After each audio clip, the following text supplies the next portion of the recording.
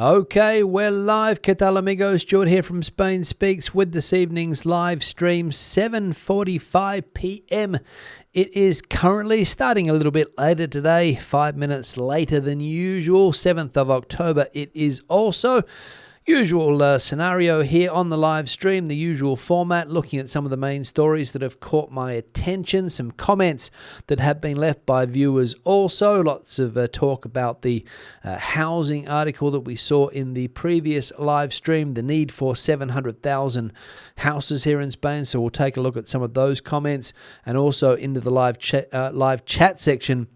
We will go also and see what is bubbling away in that live chat. So if you are watching this evening, say hello in the live chat when I get to it around the 20-minute mark. Straight into the news, and the big story today in the majority of newspapers here in Spain is that Spain has approved medical cannabis use restricted to hospitals and specialists.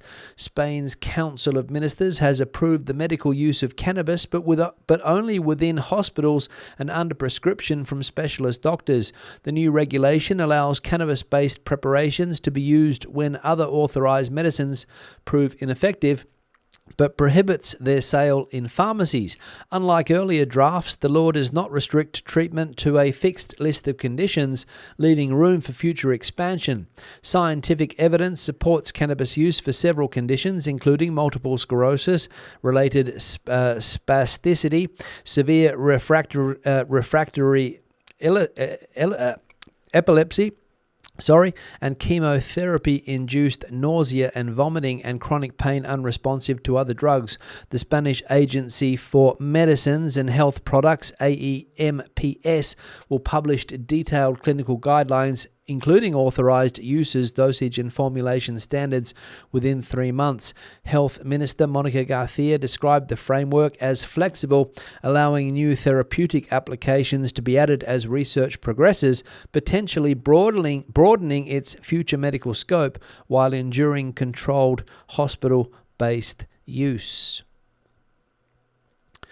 So as I said, big news today, the approval of this medical cannabis use in hospitals only, not going to be distributed through pharmacies yet. I imagine that will be the next change to this policy, I imagine, as in other countries. Portugal, I think, has something like that.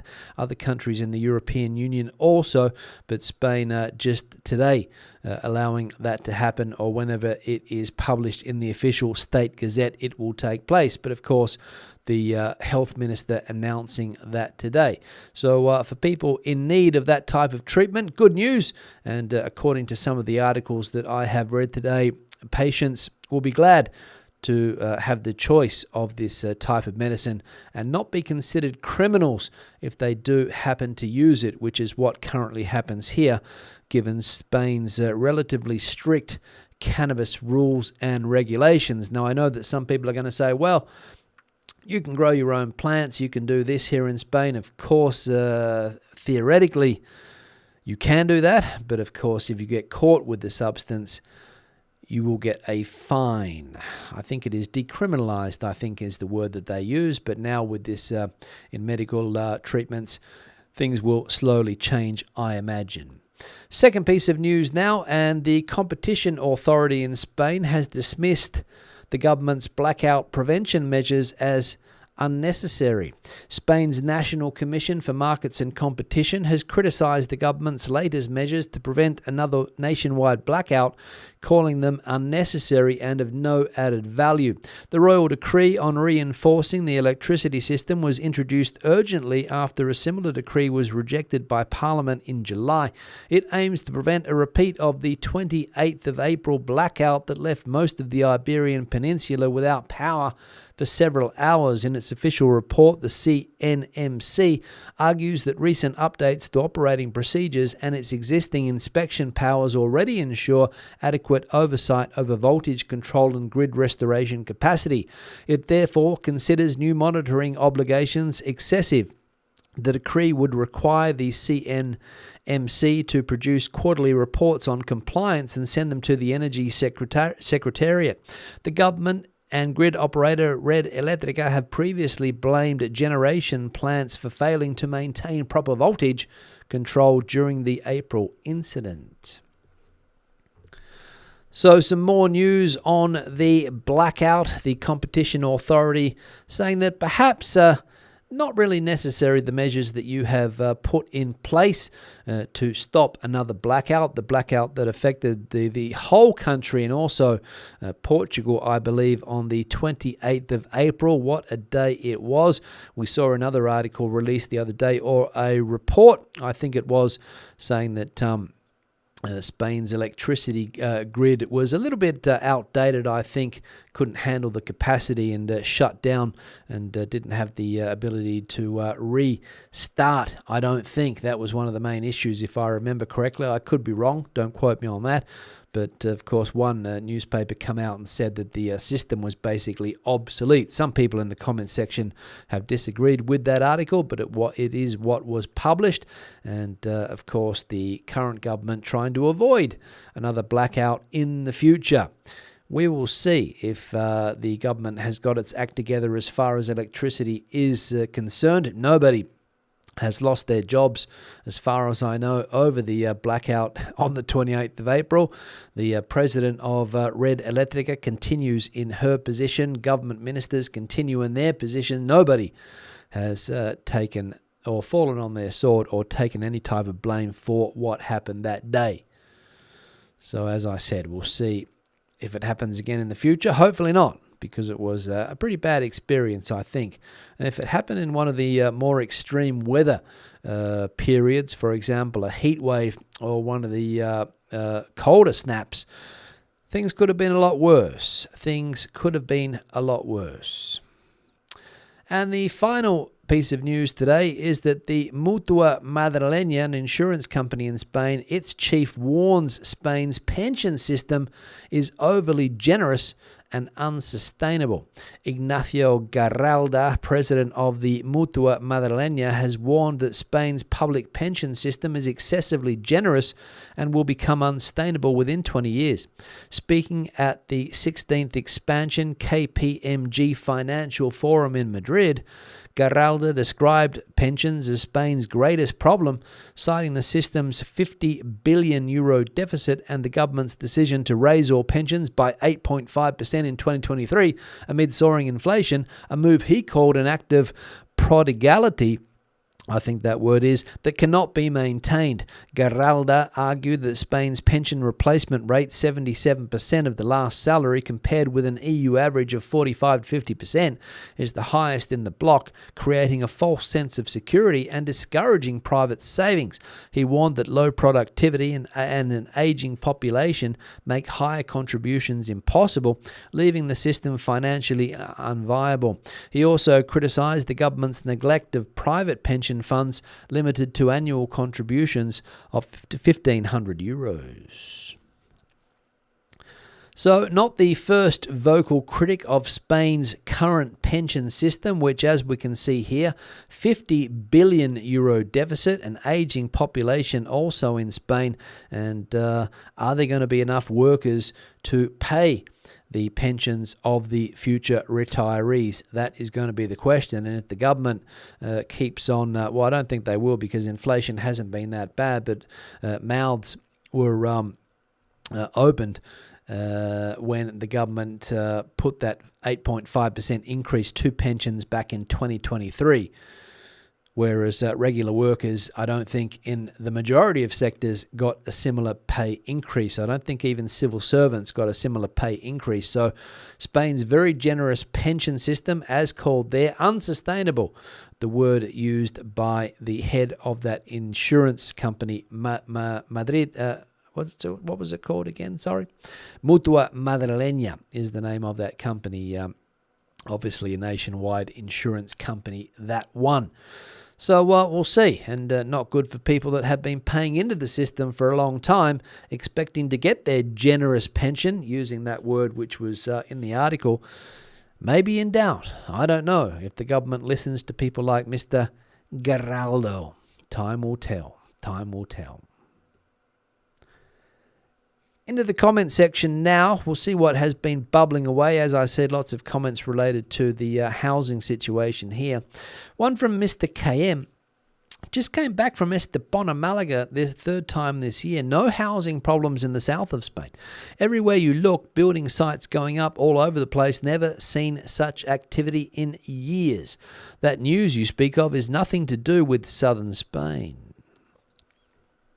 So Mr. KM, as we can see here, a little bit skeptical as to whether Spain needs 700,000 new homes, which is what the Bank of Spain has said in a recent report. Apparently down there in the south of Spain, Estepona to be exact, buildings going up all over the place. But the question is, who are those buildings for? That's the question. Are they for the needy or for people that can afford to buy them? So again, that's the question. The real estate market in Spain is currently functioning fairly well, I think, for people that have money. If you have money to buy a house in Estepona, great. But of course, a lot of young people don't, and that's the issue. And the government needs to build those homes, which, as I said, came from a report from the Bank of Spain. So that's where the information comes from. But if you are skeptical because of what you see with your own eyes, think that maybe the houses that are being built are not for the needy, maybe. Just putting it out there. One here from Claus. You need to pay around 11% in taxes to purchase an apartment. So a 300,000 euro apartment is 33,000 in taxes. Some of those you can deduct. When you then you need 10 to 20% deposit for the bank. In some regions, you need to pay real estate agents when buying. You need 10,000 to furnish the property. If it's an older apartment, you need 10,000 to fix it up a bit.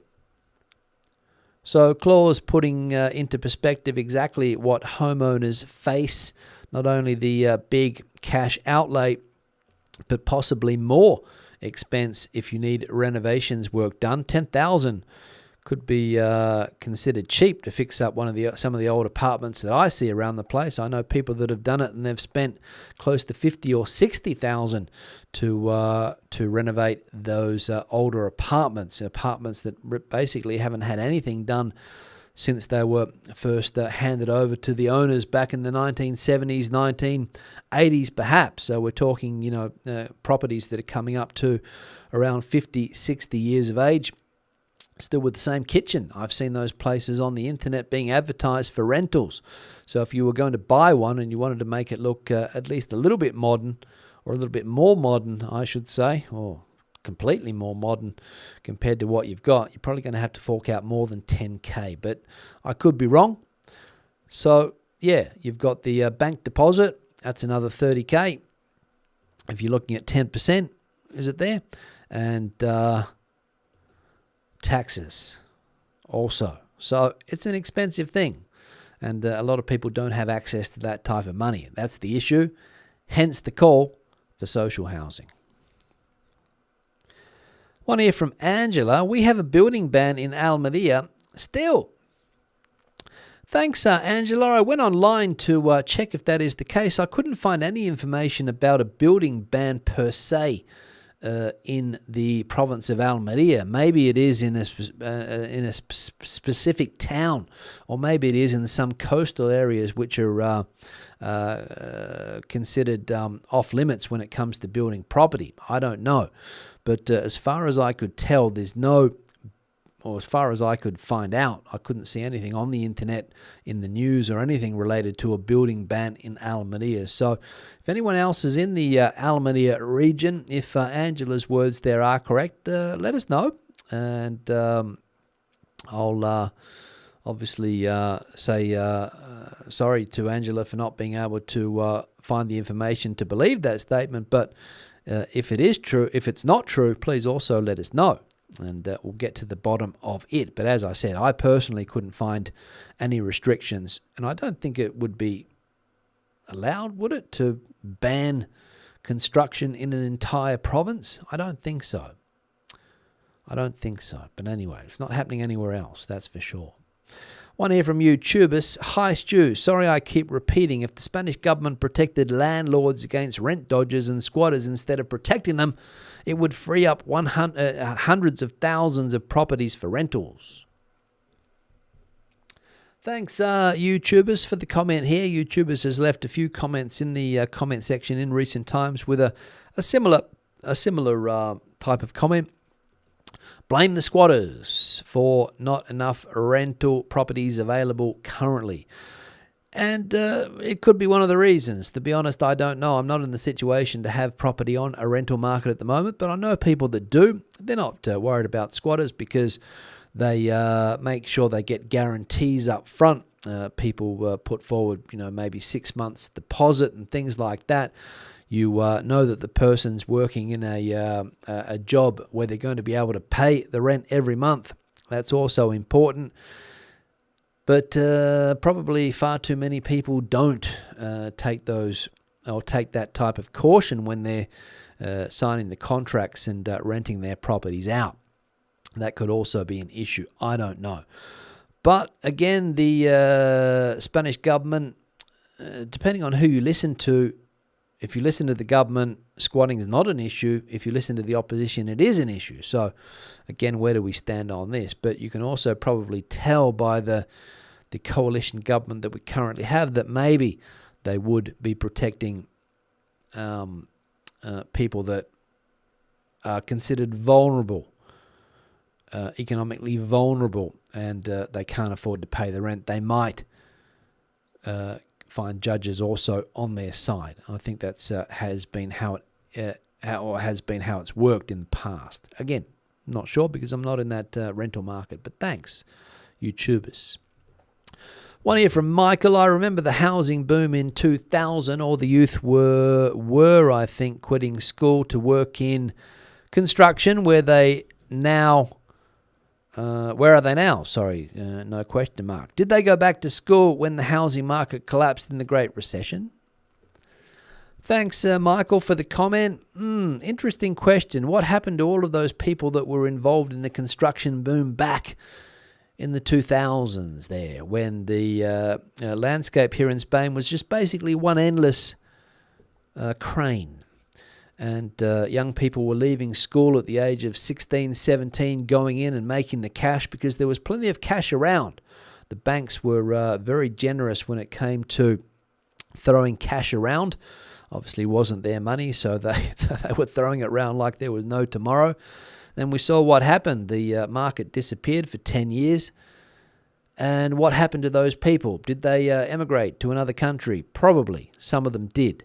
Some of them went to work in bars and restaurants, other jobs that they could find given their qualifications. Other people probably did nothing and lived on handouts from the government, which was also something that they could have done. They wouldn't have got much money, but some people don't need a lot of money to live in their parents' home, for example. That's probably what happened. They had to sell their fancy car that they also bought, and went back to a more humble lifestyle, I imagine. And the final comment here from DJH. I've bumped into your videos too many times not to subscribe. Great channel. Thank you for sharing the news in such a friendly way. Edit. Oh, and almost 100,000 subscribers too. Hope this is the month you're passing the milestone. Thanks for the comment there, DJH. Yes, close to the 100,000 milestone here on YouTube. It's been a long journey, I will say. Some people get to 100,000 fairly quickly. Some people get to 1 million subscribers fairly quickly. I see some people that have 500,000 subscribers, yet nobody watches the videos. I'm not saying that my viewership is enormous, but on some videos I do get quite a few people watching, and the subscriber count has gone up quite a bit in recent times, and hopefully maybe this month, maybe next month, we'll hit the 100,000 subscriber mark. So if you haven't subscribed, please do so. We might get there sooner. And thanks, DJ H, for considering subscribing at least. Don't know whether you actually did because I don't have that information, but let's hope that you did. Thanks for the nice comment. Now into the live chat I'm going to go. Before I get there, I need to change the backdrop photo. This one sent in by Colin. Murcia resident is Colin. Took this picture of that part of the world, the Mar Menor. I can't remember exactly where in the whereabouts in that part of Spain exactly it is, but a lovely photo anyway of, I imagine it's a sunset. A bloke there about to go for a swim. There's some type of net there protecting the swimmers from the shark-infested waters. So hopefully he got out in one piece. I'm only joking, by the way. I don't think there's any sharks that I know of in the Mar Menor. If you've got a similar picture you would like to see on the backdrop to Collins, spainspeaks@gmail.com is the email address. Feel free to send your photos through to that email address, or any other information that you would like to send my way. If you've got a photo that you've taken in Spain, or if you're living in Spain currently, take out your phone, take a snap, send it through, and we'll get some nice photos on the backdrop like this one here from Colin. Thanks Colin, for sending the photo through. Also, if you haven't, excuse me, my voice is giving up here. Also, if you haven't hit the like icon yet, please do so. We're currently at 40 likes. So do us a favor if you can and hit that like icon. We'll see if we can get up to a decent tally today. And yeah, I think that's just about it. I also need to thank the people that have supported the channel in recent times on the screen there now. Whether it's a super thanks, whether it's a buy me a coffee, Patreon supporters, thank you very much for that support. And also the channel members here on the YouTube channel. Thank you very much for that. And as I just said, if you haven't subscribed yet, hit the subscribe button too. Won't cost a cent. Completely free. And we might get to that 100,000 mark a little bit sooner. A little bit sooner if you hit that like icon. Now I'm just going to, I've already de-blurred the background, so into the chat section I'm going to go. Let's see what's bubbling away here. Barbara is the first person that I can see in the chat coming in from Catral, pleasant 26 degrees Celsius there today. Good to see you, Barbara, valued member, of course. Andrew's also a valued member coming in, hoping the week is off to a good start from a pleasant day in London southeast. Thanks, Andrew. Good to see you too. James and Kathy coming in from a grey and overcast Worcester. There in the United Kingdom, watching tonight with a roaring log fire and a glass of vino blanco. Thank you very much for that, James and Kathy. Good to see you guys. Sani's in the chat as well. Good evening, everyone. Hoping you're well. Thanks, Sani. Good to see you. John, also in the chat here, coming in from the UK also, I imagine. Should be watching next Tuesday's live from Spain. Having a glass of Estrella Galicia to enhance the mood. I imagine it's Estrella Galicia there, John. Have a great week. Thank you. We will try too, I'm sure. Gigi's in the chat also from a sunny and warm 36 degrees Celsius, Surprise, Arizona. Cooled down a bit, Gigi. Good to see you too. Normally in the early 40s, 41, 42, 43 in that part of the US. Marianne coming in. It's good to see us all. Thanks for the info about the issues. To events currently of concern in Spain. Hit the like button. Thanks, Marianne, for that. Sorry about the typos. No problem, Marianne. If I had a euro for every typo that I've seen in the comment section over the years, I wouldn't be here now. I'd be sitting on a beach somewhere with a pina colada in my hand.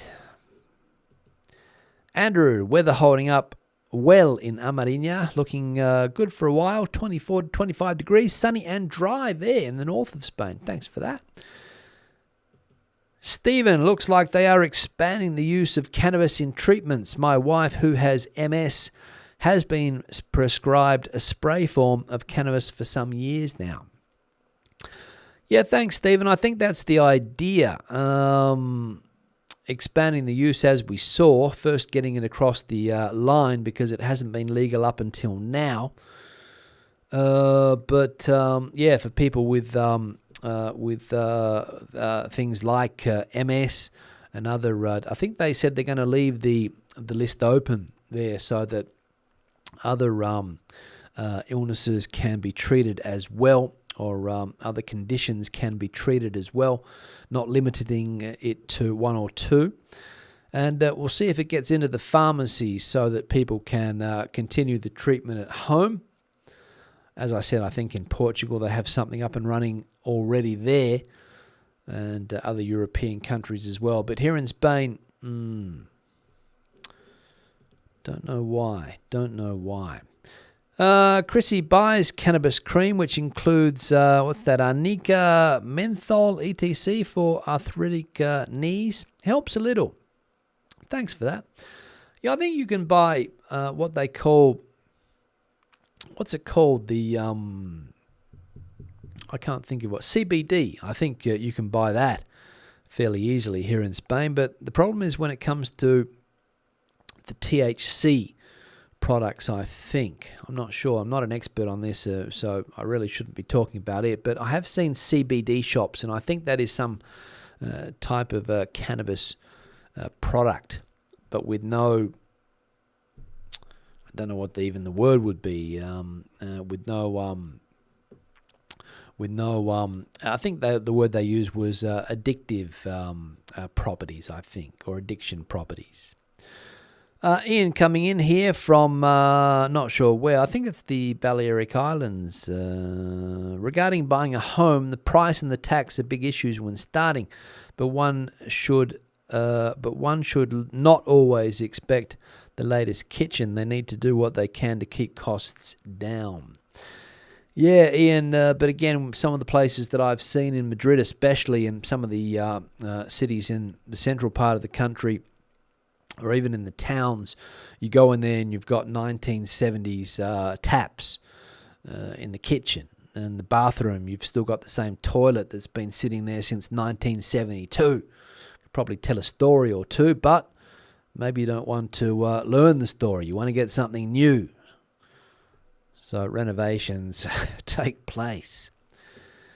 YouTuber saying, my neighbour gives his aged 15-year-old dog cannabis to help it get through the day. It can't walk anymore, but neighbours are too attached to have it put down. Yeah, there we go. I didn't know dogs were into the cannabis as well, but thanks for sharing that, YouTubers. Billy, great podcast, Stuart. Thank you. The only dogs that previously had access to cannabis, I think, were ones that were living with stoners and couldn't escape the living room when they were flaring up. Probably that was the situation. One needs priorities when starting one's first home. That is true, Ian, but yeah, I think we spoke about it the other day that a lot of young people, I don't want to generalize, and I know it's very easy to generalize when we talk about these things, but nowadays it's not like when I was growing up, for example. There were no subscriptions when I was a kid, right? So you didn't have to have Netflix. If you wanted to go to the movies, you had to pay for it. Maybe you went once a month. I don't know, but people seem to have a lot of different subscription services nowadays. And it really cuts into their savings. Erica, hi everyone from Terrassa, wishing all a good week. Thanks for that. Erica, good to see you. Quite a dreamy photo today, says Ian. Yes, I like the photo here of the, as I said, I suppose it's a sunset. Germany's completely legalized cannabis use for recreational use and cultivation. I was there recently, people smoking openly next to the police or wherever. Never would have thought that in Germany. I think some states in the US have a similar setup, right? Some don't, some do. Here in Spain, if you light up next to a police officer, good luck. They'll confiscate whatever you've got on you and probably hand you a fine at the same time. But anyway, we'll move on. Great picture, Colin. Thanks for that, John. Thanks for the compliment there to Colin. Sure, he will appreciate it. James sent a similar photo a few years ago, 10 feet to the right of the tree. Nice bar near the San Javier Airport. I thought the picture looked familiar, James and Kathy. I imagine that I used it back in the day. Hike Rangers in the chat, 3 weeks and counting until back to Tenerife. There we go. Thanks, Hike Ranger, valued member, of course. Back in Spain soon. Jim, hi, I have subscribed. My wife and I are about to relocate to Ayamonte this weekend from Ireland. Your channel has been very valuable to us. Thank you. Good luck with the move, guys. Thanks for the subscription. Thanks for jumping on board with that. One more, so one less to get to that 100,000 mark, of course. And Ayamonte, where's that? Down in Huelva, I think, is it? I think it is. Very close to the Portuguese border, am I right? Rings a bell. Let us know if that is the case. Marcus, valued member, also with a €5 super chat. I shall be checking if any of my ailments warrant treatment with that new pharmaceutical. I'm sure lots of people will be looking into that, Marcus, but of course, now currently in the current state, I think, as published today, limited to hospitals. So I don't think many people would be going into hospital just to get that type of thing. I don't want to sound too what's the word I'm looking for here? Frivolous, maybe, is the word regarding this, because I understand that people have very serious conditions that need this type of treatment. But yeah, I'm sure lots of people will be looking into that. Hello, Stu from Los Angeles. Thanks, Renan, for tuning in again. Chris is going back to the doctor to ask if she can have it on prescription. Yes, it's CBD, €20. Bit like Radium B that Chrissy's dad used. Yeah, again, Chrissy, I don't think it's going to be available through pharmacies just yet. Maybe CBD. I'm not sure. I'm not really into this type of thing, the CBD and the like, but I've seen shops. There's one just down the road next to a bakery called CBD Hunters. And I imagine they sell that type of stuff. But again, don't quote me because I haven't been in. Rube coming in from Colorado, land of legal US weed. The buzz wears off and isn't a big deal. Many weed shops are closing now. Yeah, I suppose it was a novelty, right? For a lot of people, they jumped on it, couldn't do it out in the open before. Couldn't buy it legally. And of course, when things changed in the states like Colorado, or where else is it legal there? California, I think, as well. Probably the novelty wears off, and yeah. Johnny, are there foods you can eat on certain days of the week? We have Taco Tuesday, San Diego. Marketing thing, I'm sure. Thanks, Stu. Always enjoy the content. Yeah, some restaurants will have like a cocido on the same day every week, like a type of stew. So you'll be able to guarantee that that's going to be available on that certain day, and a lot of people look forward to it. Taco Tuesday, I've heard that because I know in Australia they have a similar concept now, because whatever starts in the States spreads to countries like Australia very quickly. But here in Spain, you wouldn't. It's a play on words, right? Taco Tuesday. What else would you have? You'd have maybe, I don't know, Sandwich Saturday would be the next one.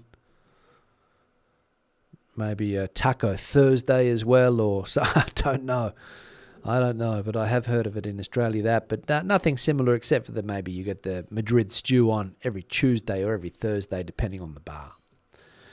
Willie Nelson is 92 and smokes cannabis every day. Saved his life in the 1970s. Yeah, he's or at least he was, Chrissy, a big advocate for cannabis use. And now there's seem to be a lot of advocates. There's actors and directors. This Seth Rogen comes to mind. Always seems to be promoting cannabis use. Snoop Dogg always seems to be walking around with a joint in hand. But of course, Willie, maybe a pioneer back in the day. Don't know. YouTuber saying Taco Bell in Spain does Taco Tuesday, $1 or €1 for a taco. Yeah, Taco Bell again. Not sure if they're getting much traction in Spain, to be honest. Everyone I speak to seems to think that it's absolute rubbish.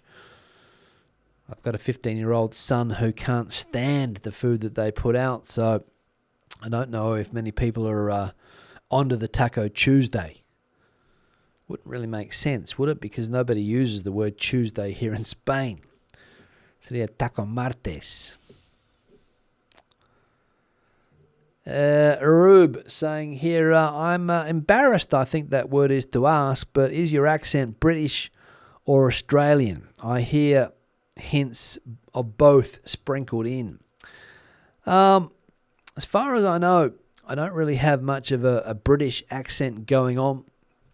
Maybe there are some words that I could pronounce in a British way.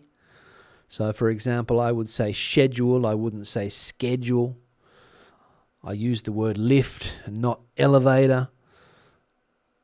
I use the word truck instead of lorry, so that could be a difference. But I think the accent is, I don't know, it depends where you're from. If you're not from the UK, probably you might not pick up on the accent well, but every person from the UK watching, I reckon, would say straight away that I'm an Aussie. I would say that. I mean, I don't know. It all depends on the accent. But, yeah, it all comes down to the vowels and how you say certain things. And, of course, sometimes the intonation goes up at the end of a sentence rather than the way it should go, which, when I speak, I don't think it's that bad. But some younger people in Australia, of course, you don't know whether they're asking a question or saying a statement, basically. But I think a lot of people would pick up that I'm an Aussie. Some people think that I'm a Kiwi. But no. On that note, I'm going to wrap the live stream up. It's been a pleasure as always. Back again on Thursday, I think, with the next live stream. Hope to see you then. Until that day, have a great middle of the week. Enjoy your taco or your taco today. If you are going to Taco Bell, Taco Tuesday, of course. The word taco has a different meaning in Spain. I think taco originates from Mexico. Here in Spain, it's something completely different. And if you say a few tacos, you might get your mouth washed out with soap. Just saying. Hasta luego, hasta entonces, adiós, bye-bye.